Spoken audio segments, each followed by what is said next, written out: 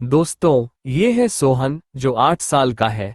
ये है सोहन के दादाजी और यह है सोहन के पिताजी। ये है सोहन की माँ और यह है सोहन के चाचा। सोहन अपने दादाजी से बोलता है कि दादाजी, आप हमेशा कहते हैं कि पैसे बचाने चाहिए, लेकिन मैं अपने पैसों से चॉकलेट और खिलौने लेना चाहता हूँ।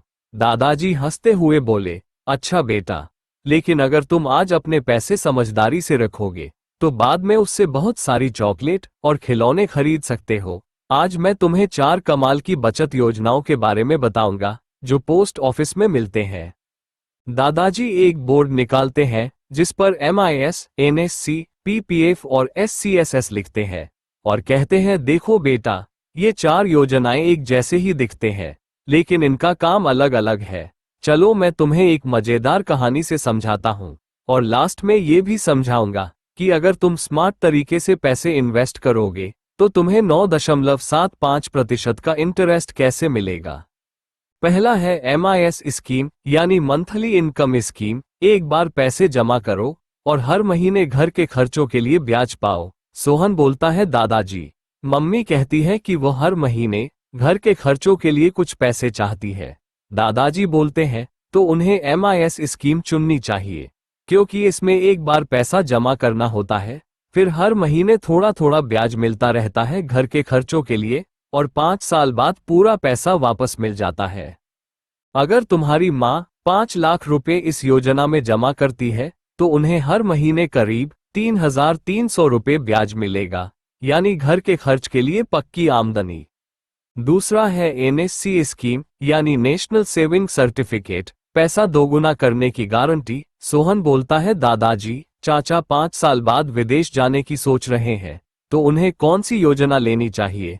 दादाजी बोलते हैं, उन्हें NSC लेनी चाहिए, क्योंकि इसमें एक बार पैसा जमा करो और 5 साल तक कुछ मत करो। 5 साल बाद पैसा ब्याज के साथ दोगुना हो जाता है। अगर तुम्हारे चाचा 1 लाख रुपए इस योजना में डालते हैं तो उन्हें 5 साल बाद लगभग 1.5 लाख रुपए मिलेंगे। तीसरा है PPF स्कीम यानी पब्लिक प्रोविडेंट फंड, बच्चों और भविष्य के लिए बेस्ट। सोहन बोलता है, दादाजी, पापा कहते हैं कि मुझे बड़े होने पर इंजीनियर बनना है और उसके लिए पैसे बढ़ाने होंगे। दादाजी बोलते हैं, तो तुम्हारे पापा को PPF में निवेश करना चाहिए, क्योंकि इसमें 15 साल तक हर साल थोड़ा थोड़ा पैसे डालना होता है, ब्याज बहुत अच्छा मिलता है और टैक्स भी बचता है। अगर तुम्हारे पापा हर साल 50,000 रुपए इस योजना में डालते हैं तो 15 साल बाद लगभग 15 से 20 लाख रुपए तक हो सकते हैं। सोहन हैरान होकर कहता है, वाह, इतने पैसे, और सोचता है कि वह भी इंजीनियर बनने के लिए पैसे बचाएगा। चौथा है SCSS स्कीम यानी सीनियर सिटीजन सेविंग स्कीम, दादा दादी के लिए बेस्ट। सोहन बोलता है, दादाजी, आपने अपनी जिंदगी भर काम किया, तो अब आपकी कौन सी स्कीम है। मेरे लिए SCSS स्कीम सबसे अच्छा है, क्योंकि 60 साल की उम्र के बाद कोई भी इसमें पैसे डाल सकता है, ब्याज सबसे ज्यादा मिलता है और हर तिमाही में ब्याज मिलता है और 5 साल बाद पैसा वापस मिल जाता है।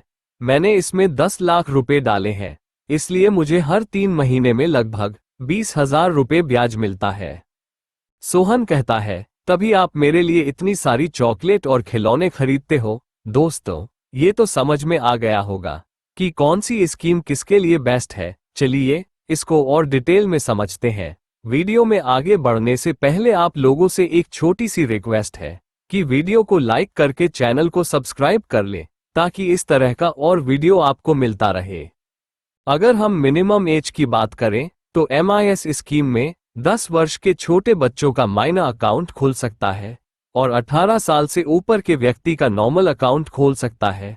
वही NSC स्कीम में इसकी कोई सीमा नहीं है, लेकिन माइनर के लिए गार्जियन खाता खोल सकते हैं। PPF स्कीम में भी कोई सीमा नहीं है और माइनर के लिए गार्जियन खाता खोल सकते हैं। SCSS स्कीम में न्यूनतम उम्र 60 साल है, लेकिन कोई रिटायर्ड सरकारी कर्मचारी है उसके लिए 55 वर्ष है। अगर हम मैक्सिमम एज की बात करें तो MIS स्कीम में कोई सीमा नहीं है, NSC स्कीम में भी कोई सीमा नहीं है, PPF स्कीम में भी कोई सीमा नहीं है और SCSS स्कीम में भी कोई सीमा नहीं है। ब्याज दर की अगर हम बात करें तो MIS स्कीम में 7.4% वार्षिक इंटरेस्ट मिलता है। वही एनएससी स्कीम में 7.7% वार्षिक इंटरेस्ट मिलता है। पीपीएफ स्कीम में 7.1% वार्षिक इंटरेस्ट मिलता है। वहीं अगर हम एससीएसएस स्कीम की बात करें तो 8.2% वार्षिक इंटरेस्ट मिलता है। आप यहां पर देख सकते हो एससीएसएस स्कीम में सबसे ज्यादा इंटरेस्ट मिलता है। अगर हम बात करें न्यूनतम जमा राशि की तो एमआईएस स्कीम में 1000 रुपीज से शुरुआत होता है। एनएससी स्कीम में भी आप 1000 रुपये से शुरुआत कर सकते हैं। वही पीपीएफ स्कीम की अगर हम बात करें तो इसमें 500 रुपये हर वर्ष जमा करना होता है। वही एससीएसएस स्कीम की बात करें तो 1000 रुपये आपको जमा करना होता है। अधिकतम जमा राशि की अगर हम बात करें तो एमआईएस स्कीम में 9 लाख रुपए सिंगल अकाउंट वाले इसमें जमा कर सकते हैं और 15 लाख रुपए जॉइंट अकाउंट वाले इसमें जमा कर सकते हैं। एनएससी स्कीम की अगर हम बात करें तो इसमें कोई सीमा नहीं है, आप कितना भी पैसा इसमें आप जमा कर सकते हो। पीपीएफ स्कीम में आप 1.5 लाख रुपए प्रति वर्ष जमा कर सकते हो। 1.5 लाख रुपए से ज्यादा आप जमा नहीं कर सकते। एससीएसएस स्कीम में 30 लाख रुपए तक आप जमा कर सकते हो। 30 लाख रुपए से आप ज्यादा जमा नहीं कर सकते। चलिए अब बात करते हैं, अगर आपको बीच में पैसों की जरूरत पड़ जाए तो आप उसको निकाल सकते हैं या नहीं, और निकाल सकते हैं तो कितने दिन में निकाल सकते हैं, और बीच में निकालने पर चार्ज कितना कटेगा उसको हम देख लेते हैं। तो यहाँ पर अगर हम एमआईएस स्कीम की बात करें तो 1 से 3 साल के बीच में अगर आप पैसे को निकालते हैं तो आपके जो मूलधन है उसमें 2% की कटौती की जाएगी, और अगर आप 3 से 5 साल के बीच में पैसे को निकालते हैं तो 1% की कटौती की जाएगी। एनएससी स्कीम की अगर हम बात करें तो इसमें आप बीच में पैसे नहीं निकाल सकते, लेकिन अगर मौत हो जाती है या फिर कोर्ट का आदेश रहता है या जब्ती की स्थिति में आप पैसे को निकाल सकते हैं, उसमें कोई चार्ज नहीं लगेगा। अन्य किसी भी कारण से आप पैसे नहीं निकाल सकते।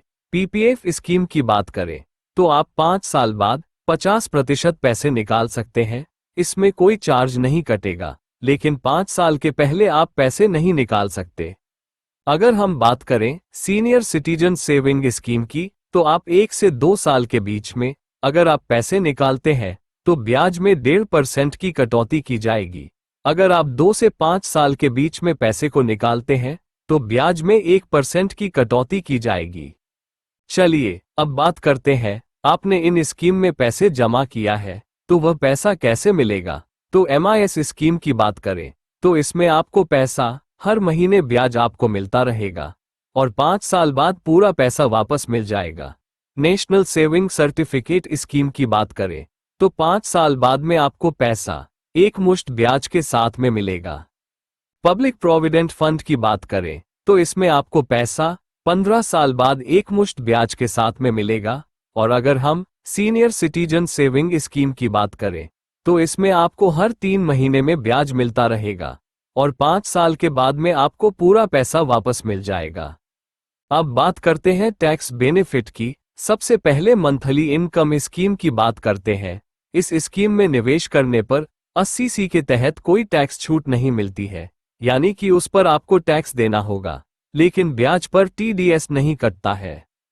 अब आते हैं नेशनल सेविंग सर्टिफिकेट पर। यहाँ अच्छी बात यह है कि आपको 80C के तहत 1.5 लाख तक टैक्स छूट मिलती है, लेकिन पहले 5 साल तक जो ब्याज मिलेगा उसे री इन्वेस्टमेंट माना जाता है, लेकिन 1.5 लाख से ऊपर की जो ब्याज से कमाई होगी वो टैक्सेबल है, उसे इनकम टैक्स भरते समय इनकम में दिखाना होगा। इस स्कीम में आपकी इन्वेस्टमेंट पर किसी प्रकार का टीडीएस नहीं काटा जाता है।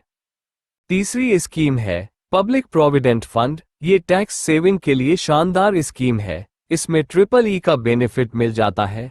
अगर आप इस स्कीम में पैसा डिपॉजिट कर रहे हैं तो आपको 80C के तहत 1.5 लाख तक की छूट मिल जाती है। आपको जो इंटरेस्ट मिल रहा है उस पर भी किसी प्रकार का टैक्स नहीं लिया जाता है, और आप जब पैसा विड्रॉल करते हैं तो उस समय पर भी किसी प्रकार का टैक्स नहीं लगेगा, मतलब 0 टैक्स। ये जो भी बेनिफिट है वो ओल्ड रिज्यूम के तहत अगर आप ITR फाइल करते हैं तब बेनिफिट मिलेंगे। अगर आप न्यू रिज्यूम में जाते हैं तो ये बेनिफिट आपको नहीं मिलेंगे। अब सीनियर सिटीजन सेविंग स्कीम की अगर हम बात करें तो यह स्कीम सीनियर सिटीजन्स के लिए है। इसमें 80C के तहत 1,50,000 तक टैक्स छूट मिलती है और ब्याज टैक्सेबल है। और अगर सालाना ब्याज 50,000 रुपये से ज्यादा हुआ तो 10% का TDS भी कटेगा। अगर आपने कभी भी टैक्स नहीं भरा है और आप टैक्स स्लैब में नहीं आते तो आप फॉर्म H भरकर 10% का TDS कटने से बचा सकते हैं। कुल मिलाकर बात करें तो PPF टैक्स बेनिफिट में नंबर 1 है। निवेश ब्याज और मैच्योरिटी सब टैक्स फ्री है। NSC का ब्याज टैक्सेबल है, लेकिन पहले 5 साल तक 80C की छूट इसे खास बनाती है। MIS और सीनियर सिटीजन सेविंग स्कीम में ब्याज टैक्सेबल है और सीनियर सिटीजन सेविंग स्कीम में ज्यादा ब्याज पर TDS भी लगता है। चलिए अब बात करते हैं यह स्कीम किनके लिए बेस्ट रहेगा। MIS स्कीम जो हर महीने आमदनी चाहते हैं उनके लिए बेस्ट रहेगा। NSC स्कीम जो 5 साल बाद एक मुश्त पैसा चाहते हैं उनके लिए बेस्ट रहेगा। पब्लिक प्रोविडेंट फंड लंबी अवधि के लिए निवेश करने वालों के लिए ठीक रहेगा।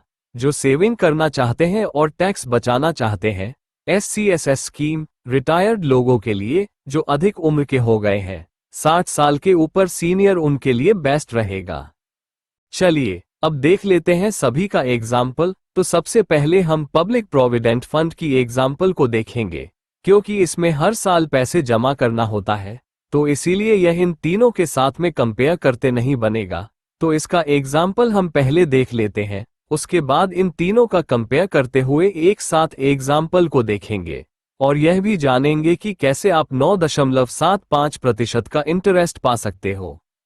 पब्लिक प्रोविडेंट फंड में जो आपको इंटरेस्ट मिलता है वह है 7.1% वार्षिक। अगर आप फर्स्ट ईयर इसमें 50,000 रुपये जमा करते हो तो 7.1% इंटरेस्ट के हिसाब से 3,350 रुपये आपको इसमें ब्याज मिलेगा। तो आपकी कुल राशि हो जाएगी 53,550 रुपये। दूसरे साल आप 50,000 रुपये फिर से जमा करोगे तो ये 53,550 रुपये इसमें जुड़ जाएगा और इन सभी का ब्याज आपको मिलेगा 7,441 रुपये। तो कुल राशि आपकी हो जाएगी 1,10,991 रुपये। इस तरह आपको हर साल जमा करना होता है और आपको ब्याज में भी ब्याज मिलता रहता है। तो 5वें साल में आपका ब्याज बनेगा 19,940 रुपये। तो आपकी कुल राशि हो जाएगी 2,95,941 रुपये। 10वें साल में आपका ब्याज बनेगा 50,158 रुपये। तो कुल राशि हो जाएगी 7,50,158 रुपये। 15वें साल में आपका जो ब्याज बनेगा 1,02,095 रुपये। तो कुल राशि आपकी हो जाएगी 15,95,000 रुपये। तो दोस्तों यहाँ पर आप देख सकते हो 15 साल में आपने थोड़ा थोड़ा करके 7,50,000 रुपये जमा किया तो इस पर रिटर्न आपको 15 लाख रुपये मिल रहा है, जो कि एकदम टैक्स फ्री है। तो चलिए हम डिटेल में देखते हैं कि कितना आपको 10 लाख पर रिटर्न मिलेगा। सबसे पहले हम इन सभी के इंटरेस्ट रेट को लिख लेते हैं जो कि हमने पहले बताया था। हम यहाँ पर मानकर चलते हैं कि आपने मंथली इनकम स्कीम में अपनी वाइफ के साथ जॉइंट अकाउंट खुलवाया है और उसमें 10 लाख रुपए इन्वेस्ट कर दिए हैं। नेशनल सेविंग सर्टिफिकेट में भी आपने 10 लाख रुपए इन्वेस्ट कर दिए हैं और सीनियर सिटीजन स्कीम में भी आपने 10 लाख रुपए इन्वेस्ट कर दिए हैं। तो चलिए हम यहाँ पर देखते हैं कि आपको 5 साल के बाद कितना इंटरेस्ट मिलेगा। दोस्तों, जैसा कि हमने आपको पहले बताया, मंथली इनकम स्कीम में आपको हर महीने इंटरेस्ट मिलता है जो आपके सेविंग अकाउंट में ट्रांसफर कर दिया जाता है। तो अगर 5 साल का इंटरेस्ट देखें 7.4% इंटरेस्ट रेट के हिसाब से, तो 10 लाख पर जो 5 साल में इंटरेस्ट मिलेगा वो होगा 3,70,000 रुपये। इसी प्रकार नेशनल सेविंग सर्टिफिकेट में जो आपको 5 साल में 10 लाख पर इंटरेस्ट मिलेगा वह होगा 4,49,032 और सीनियर सिटीजन स्कीम की अगर हम बात करें तो 10 लाख पर 5 साल में जो रिटर्न बनेगा वह होगा 4,10,000 रुपये। अब दोस्तों, आप यहां पर कहेंगे कि नेशनल सेविंग सर्टिफिकेट का इंटरेस्ट रेट 7.8% है, तो इसमें कुल इंटरेस्ट 4,49,000 का मिला, जबकि सीनियर सिटीजन सेविंग स्कीम का इंटरेस्ट रेट 8.2% है, तो इसमें कुल इंटरेस्ट 4,10,000 रुपये का मिला। ऐसा क्यों? इंटरेस्ट के हिसाब से तो सीनियर सिटीजन स्कीम में पैसा ज्यादा मिलना चाहिए।